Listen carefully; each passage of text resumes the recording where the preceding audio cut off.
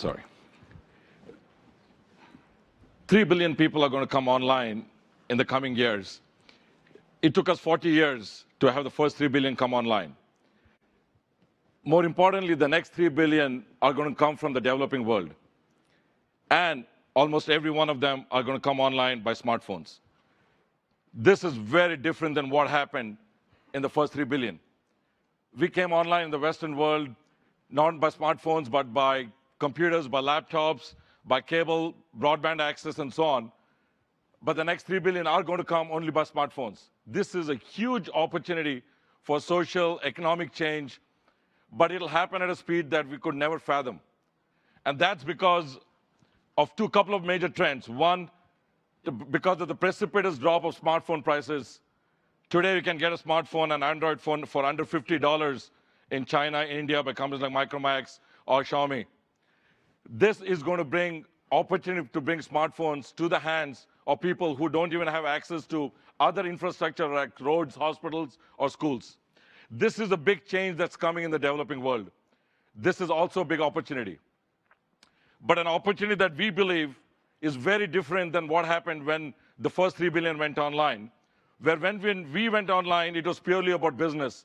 It was about improving productivity. It was about creating business opportunities. We did not look for solving social problems. But the next 3 billion, this part of the world, they're going to come online. Most of them are at around poverty level. So we have to think about what we believe social and economic change have to go hand in hand. They cannot be isolated. And we also believe that for the first time in our generation, we have an opportunity to solve large, big social problems in developing countries, and that with smartphones and technology. So to unleash this potential in ways that we haven't done before, we at Tata Communications looked at this problem differently. We said, how do we think disruptively? So as David mentioned earlier, Tata Communications, we are a telecom company. We own the world's largest undersea cable network. We carry about 25% of the internet traffic routes. We serve almost every mobile operator in the world by providing roaming and other kind of mobile services, mobility services. So we serve almost every carrier in the world. We don't serve the consumers. But we do see the trends of what's going on in the internet and how the developing countries' consumers can come online and what kind of impact they can bring to those societies and the villages and the towns they live in. We started talking to MasterCard, which many of you know, all of you know, MasterCard is one of a couple of companies which sit in the core of the financial system, financial network, and they partner with banks and retailers and merchants around the world. And they are looking at this problem very differently as well. They're saying, how do we bring about change, at the same time create economic and business opportunities for the financial industry? It is not about just economic opportunities, it's also about social change, like financial inclusion. So we two companies came together and said, let's start looking at this huge, huge market opportunity and an opportunity for social change. And we started collaborating a few months ago. From that, we also initiated a CSR program with the Clinton Global Initiative, where we said, what's happening in the world today? Even when 3 billion people are online today in the developed world, 300 million fewer women have phones than men. That's a huge gender gap in technology. And we need to be proactively trying to avoid that when the next 3 billion come online. So we believe that if to avoid that, one of the things to look at is opportunities to create empowering women, financially empowering women. There have been very successful business models like microfinance, microgrants, and other business models that have been able to create entrepreneurial opportunities for women. And now if you take that, combine that with the smartphones and other technology that we are now enabling, we can create a massive opportunity for change and be able to create at a scale that we have not been able to do without phones, without smartphones and being online. So to do that, we made a commitment at the CGI annual event a couple of months ago, and we brought a group of partners together. We believe these kind of large problems cannot be solved by one or two companies. You can really bring the expertise and the competencies of different companies coming together. So our vision is to empower 100 million women in the developing world financially. And to do that, we're starting 4 pilots in India, Indonesia, Nigeria, and Guatemala. And the companies who have come together, in addition to MasterCard and Tata Communications, is Kiva. I think everybody here would know Kiva, which is a lending organization, online platform. Brightstar, which is a SoftBank company, is the largest distributor of smartphones in the world. iPhone as well as Android and other phones, including refurbished phones. Then a couple of other companies, Trickle Up, which is a micro-grant organization based out of New York, and Tone, which is a software company out of New York as well. So we have come together, announced this at the CGI, and we're looking at ways to now create opportunities in these markets by financial inclusion tools as well as other empowerment tools for men.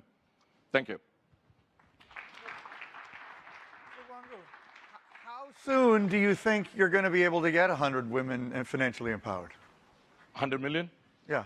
We believe it can happen in less than 10 years. Less than 10 years. I think this is the first time we have that opportunity to make it happen. So many of them will get a smartphone before they're financially empowered. So in other words, you got to really add that additional effort on top of just giving them the devices. And it is. It kind of goes hand in hand, David. If you look at it, think about a woman getting a microfinance today on an app on a smartphone. It's like the Uber drivers who are being signed on in countries like India today.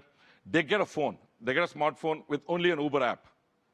And they get online. They start getting employed. They get a job, and slowly they have economic conditions improve. They go buy a data plan, and they start getting on the internet. They start buying things on the internet. So completely, they started contributing to the economy than just being, getting up, and that's my livelihood. So I think there are ways to get the inclusive tools into the hands, livelihood tools through smartphones and through physical world. So we don't have tons of time, but why is this important to Tata Communications? Is this social, is this CSR, or is this something that's a combined, doing well by doing good that's going to help your business as well as helping the world? The major driver is not necessarily CSR, though I think you would know that Tata Group has a very strong DNA in being socially responsible over the last 100 years, and I think that's how leadership is trained in Tata Group to be responsible. A lot more than some of the other Indian mogul-driven organizations I could think of, yeah. But I think there are other great companies around the world who do pursue like Tata Group. I think in this case, in addition to that, it is about how internet can change at scale in this developing country. We come from the developing world as a company, though most of our business now is in the Western world.